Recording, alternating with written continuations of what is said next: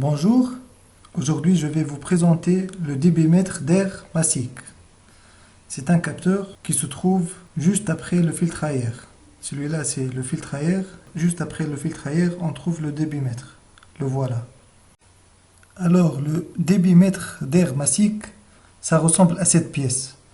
Donc l'air d'admission pénètre à travers la grille protectrice pour passer à travers ce petit boîtier à l'intérieur. Dans ce boîtier, on trouve un fil à chaud à l'intérieur et que se termine par une connexion électrique. Donc cette boîtier se trouve dans un autre boîtier et voilà une image réelle pour notre débitmètre d'air massique. Comme vous voyez, il y a une flèche qui indique le sens d'air qui va entrer dans le moteur. Et voilà le filament qui se trouve à l'intérieur. Donc l'air qui va se passer à l'intérieur, bien évidemment, il va se passer à travers ce filament. Et par la suite, le débitmètre détecte la quantité et la température d'air entrée en moteur et il l'envoie sous forme d'un signal au calculateur. Donc les défauts qui peuvent exister à cause d'un problème au niveau de ce débitmètre, on cite une fumée noire qui sort d'échappement et l'apparition du voyant check moteur. Aussi on remarque une perte de puissance et manque de tirage.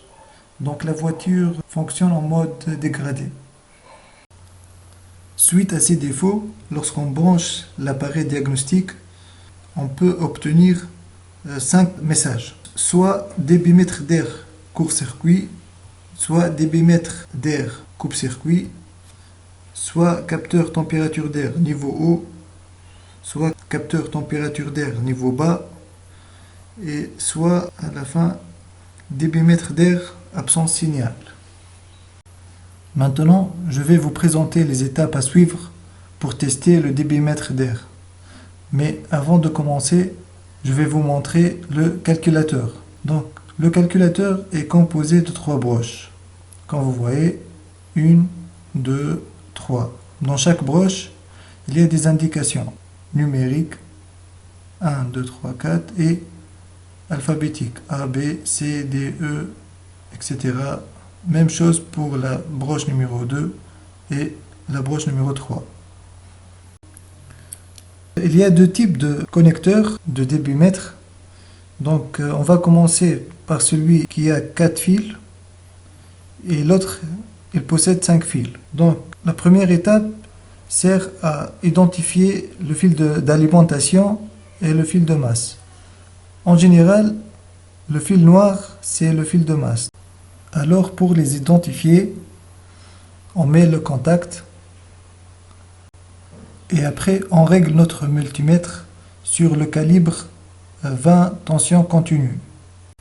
Alors vu que le fil noir est en général le fil de masse, on va connecter le cordon noir de multimètre avec le fil noir et le cordon rouge avec le fil violet parce que la couleur se rapproche à la couleur rouge. Et comme ça, on peut voir le résultat sur l'afficheur de multimètre. Alors comme vous voyez, on a obtenu 12 volts au bord de ces 2 fils. Dans le cas pratique, si les points des cordons de multimètre rentrent difficilement dans le connecteur, on peut émerger des clous dans le connecteur pour faciliter la prise des mesures. Maintenant, après avoir identifié la masse et l'alimentation de notre débitmètre, maintenant on va mesurer la tension entre la masse et un autre fil de 2 fils restants. Donc on a mesuré la tension entre la masse et le fil juste à côté, on a trouvé 0 volts. Donc ce fil est un second fil de masse. Maintenant on va mesurer la tension avec le fil qui se trouve à l'extrémité de la fiche. Comme vous voyez, on a mis le clou juste dans le trou à l'extrémité. Maintenant on va mesurer la tension entre la masse et l'autre fil. Alors on a trouvé une valeur qui est égale à 0,01 volts. Normalement on doit avoir une valeur qui est égale aux alentours de 1 volt, mais vu la résistance des clous, c'est pour cela qu'elle a chuté cette valeur jusqu'à atteindre 0,01 volts. Donc c'est pas grave. L'essentiel qu'on a pu savoir, c'est que ce fil représente le fil 1A1, c'est-à-dire le fil qui vient de la broche 1 du calculateur, la ligne numéro 1 et la colonne A. Maintenant, après avoir fait le premier contrôle, on va faire le deuxième contrôle. Il s'agit de calculer la tension entre le fil 1A1 et la masse. On doit trouver une valeur qui est égale environ 1,5 volts jusqu'à 2 volts. On a trouvé 1,45, c'est à cause aussi des clous une autre fois. Donc le deuxième contrôle est validé et maintenant on doit passer au troisième contrôle. Maintenant pour le troisième contrôle, on va mesurer la même tension entre ces deux fils, mais cette fois-ci on va augmenter le régime du moteur. Donc on va remarquer que la tension va augmenter. Comme vous voyez là, on va atteindre presque 3 volts. Presque 3 volts. Normalement, dans ce contrôle, on doit avoir une valeur qui varie entre 3,5 jusqu'à 5 volts. Mais nous, on a utilisé les clous au bord de la fiche, c'est pour cela qu'on a trouvé une valeur inférieure à 3 volts. Mais l'essentiel, on a conclu que notre débitmètre il est fonctionnel.